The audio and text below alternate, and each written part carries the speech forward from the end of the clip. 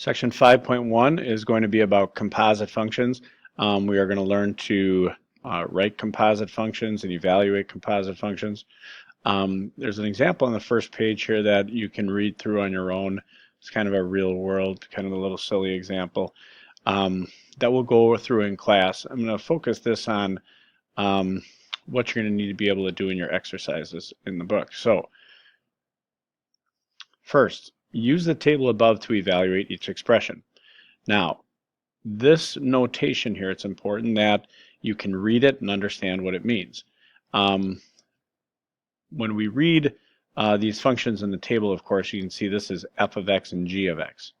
And so for different values of x, they have values of f of x. So for example, on the table, this one right here is representative of g of an x value of 0. So this is the value of the function g at 0. So when you read this, you would say g of 0 is equal to 1. Okay?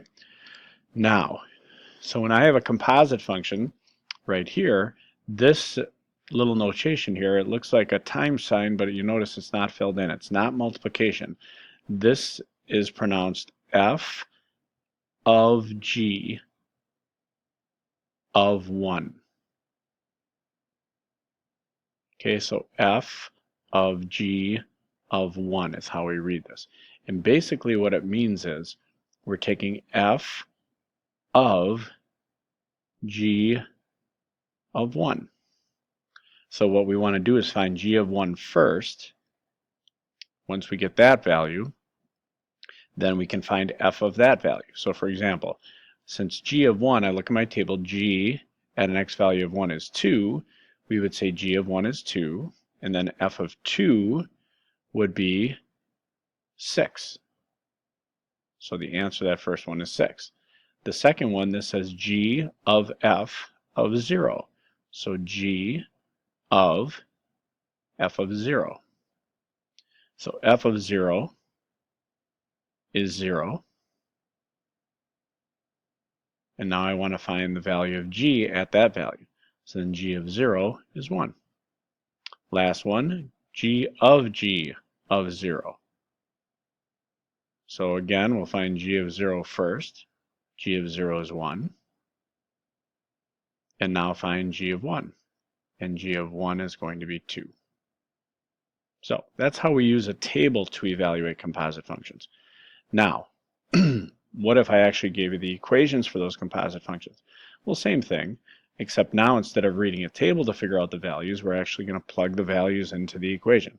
So what does this say? Well, this says f of g of 4. So first I have to find g of 4, see what that value is, and then whatever that value is, plug it into the f function. So let's go g of 4 first. Well, if I look up here, g of 4 would be 5 over 4 plus 1. Well, 4 plus 1 is 5, and 5 over 5 is going to give me 1. So g of 4 is 1, so now I'm going to find f of 1. So plugging 1 in there, I've got 1 minus 3 to the second power, and that would give me 4. So f of g of 4 is 4.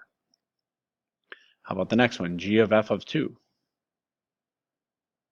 So again, first we find f of 2. So f of 2, if I plug 2 in here, 2 minus 3 is negative 1, and negative 1 squared is a positive 1. So that would give me 1. So now I have to find g of 1, substituting 1 in here. 1 plus 1 is 2, so I get 5 halves. F of 5. Well, what's f of 5? Let's see. So f of 5 is 5 minus 3, which is 2, to the second power, which is 4. And then f of 4, so we're sticking into f of f again, so it's 4 minus 3 squared, which is 1. So that's how we evaluate a composite function given the equations. Now, find the domain of a function. Well, we worked on finding the domain pretty much all year. But to find the domain of a function f of g, we first need to know what that function is. So first we have to ask ourselves, well, what is f of g? Okay, so now So f of g, notice it doesn't say of anything. So domain of f of g, we're basically saying f of g of x.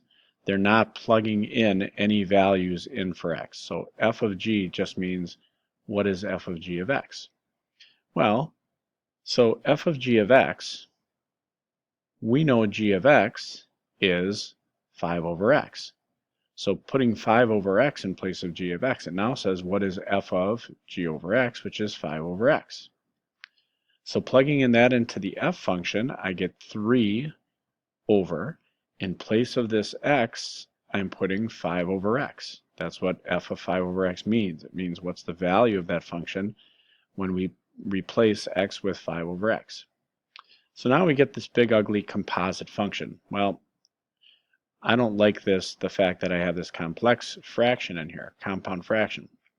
So I'm going to multiply, since they're dividing by x, I'm going to multiply by x on top and bottom to make it look nicer. So on top I get 3x, and on bottom when I distribute x times 5 over x will just be 5, the x cancels, plus, don't forget to distribute the x here as well, plus 2x, and then that looks much nicer. Now, what is the domain of this function? Well, you've got to look at two things here. You have to look at the inside function when you're finding domain. We got to look at the inside function first, because if the inside function isn't defined at an x value, well, then the composite function won't be defined. And then look at the composite function itself. So look at both of them and find the intersection of those two domains. Or actually the union of those two domains, I should say. So here we go. So the inside function was g of x, f of g of x. We got to figure out what's the domain of g. Well, if we look at g, x can't be 0. So I can see that here, x can't be 0. And if I look at the composite function, which is right here, I can see that this denominator will be 0 when x is negative 5 halves. So x cannot be negative 5 over 2. So my domain of this function is going to be all real numbers, except x can't be 0, nor can it be negative 5 halves. So think about that.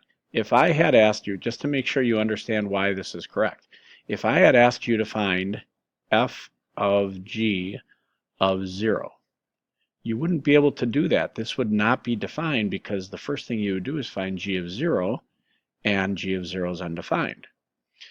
So this is undefined. If I would have asked you to find f of g of negative 5 over 2, well, that's going to be undefined as well. Because if I do that, first I find g of negative 5 halves, and putting that in there, I get negative 2. So now I would find f of negative 2, but look what happens when I try to find f of negative 2. It makes the denominator 0. So again, that would also be undefined. So we can see that those two values don't belong in the domain. They don't give us any answers. What about this one? Well, what is f of g? So f of g of x, that would be f of, well, what is g of x? G of x is the square root of x plus 2. So now plug that into the f function, and it would say 2 times, in place of x, I'm putting the square root of x plus 2. And then notice the x is supposed to be squared. So this is squared minus 1. Well, what happens when I square a square root? They're inverses, so those cancel. So now I have 2 times x plus 2 minus 1. Notice the 2 is multiplied by the entire x plus 2, not just times the x. The parentheses are necessary. Distributing, I get 2x plus 4, and if I subtract 1, I get 2x plus 3. So there's f of g of x. So what's the domain? Well, if you only look at the composite function, it looks like it's all real numbers. That's a linear function. However, remember, we also have to look at the inside function. We have to consider g. Uh-oh, g has a square root. What do we know about square roots? The radicand has to be greater than or equal to 0. So whatever's under that radical has to be greater than or equal to 0. So x values will only be defined in g of x if they're greater than negative 2. So the domain here is x is greater than or equal to -2. Okay? Okay. Find each composite function. I got a bunch of examples here. I'm going to skip the top ones because those are a little easier. I want to make sure the bottom ones, the algebra gets a little ugly. So let's try these. If I ask you to find g of f of x, well, that means g of, what is f of x? It's x minus 3 over x plus 2. Now, if I plug that into the g function, let's take a look. G of x is x plus 4 over x minus 2. So it's x something plus 4 over something minus 2. But what am I putting in place of x? I'm putting this big ugly mess. So x minus 3 over x plus 2, both on top and on bottom. Well, again, I've got this complex fraction. No problem. I just don't like this x plus 2 down here. So since they're dividing by x plus 2, I'm going to multiply top and bottom by x plus 2 to eliminate this complex fraction. Remember, if you do it on top, you also have to do it on bottom. And you have to use a distributive property as well. So let's multiply x plus 2 to that term, which will cancel out the x plus 2's, leaving me simply x minus 3, plus now x plus 2 times 4, which would give me 4x plus 8 all over. Distribute the x plus 2 again. Here the x plus 2 cancels, so I just have x minus 3 again. Then negative 2 times x plus 2 gives me negative 2x minus 4, negative 2 times 2. Combining like terms in the numerator, I get 5x plus 5. Combining like terms in the denominator, I get negative x minus 7, I believe. Now, that would be your answer for g of f of x. Okay? If they ask for the domain, you would have to look at what? The inside function f of x, so x can't be negative 2, and the composite function, so x cannot be a negative 7. They don't ask for that, but if they do, again, look for the inside function and the composite function. F of f then would be very similar. The last thing, can we go backwards?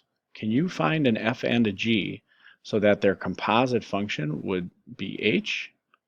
So here they tell you the composite function. They tell you what f of g is. They tell you what h is. And they say, well, what could f and g be? Well, if h of x is made up of f and g, so in other words, is f of g of x. G of x is the inside of the function. Well, look at this function. It's a composite function. What's inside?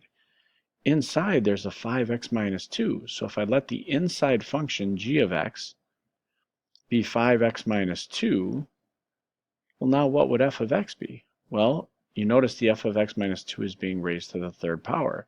So the outside function f is a cubing function. So f of x would be just x to the third power. And now we can see if I would plug this in here, I would get my composite function. Look at the next one. Now it's an absolute value function. So f of g of x. Well, what's inside this time? Well, x squared minus 3. So I could say g of x is the inside part. It's x squared minus 3. What is that plugged into?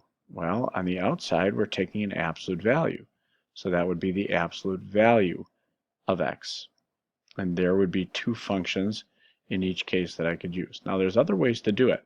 For example, here, you could say you could say g of x, see if this works. G of x was just x squared, let's say. And what if I said f of x was the absolute value of x minus 3? You can see that if I plug this in here, I get that same function. So that works as well. Okay, this we're going to skip for now. This will be a bigger deal, telling that both f of g of x and g of f of x are both equal to x. Basically, just find each one of these functions and show that they're both equal to x. That's all you have to do there. Okay, we're going to use that a lot in the second section of this chapter. Okay, and I believe that's it. So good luck with section 5.1.